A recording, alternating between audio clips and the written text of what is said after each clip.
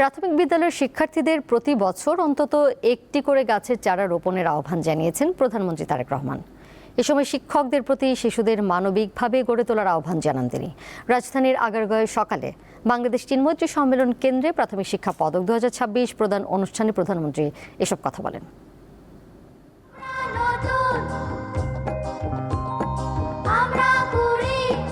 School পর্যায়ে প্রায় 2,18,28,693 জন শিক্ষার্থী ক্রীড়া, সাংস্কৃতিক, বিষয়ভিত্তিক কুইজ, গল্প বলা ও বিতর্ক প্রতিযোগিতা থেকে বাছাই করা সেরা শিক্ষার্থীদের হাতে বুধবার পদক তুলে দেন প্রধানমন্ত্রী।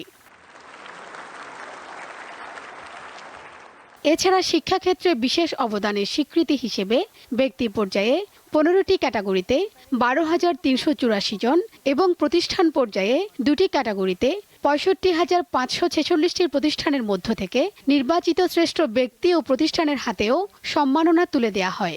লার্নিং উইথ হ্যাপিনেস এই বিষয়টিকে অনুষ্ঠানে প্রধানমন্ত্রী বলেন, দেশকে গড়ে তুলতে প্রাথমিক শিক্ষা ব্যবস্থা ঢেলে সাজানো খুব গুরুত্বপূর্ণ।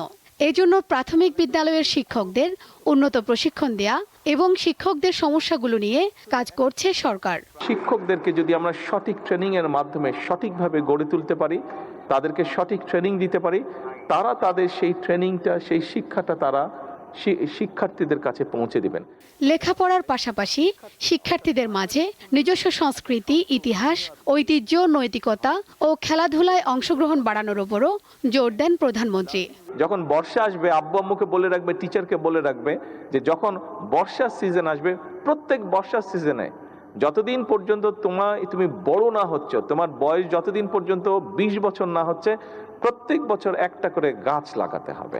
এর আগে অনুষ্ঠানস্থল থেকে দেশব্যাপী সরকারি প্রাথমিক বিদ্যালয়ে বৃক্ষরোপণ কর্মসূচির উদ্বোধন করেন প্রধানমন্ত্রী। শিউলি শবনম, দীপ্ত সংবাদ, ঢাকা।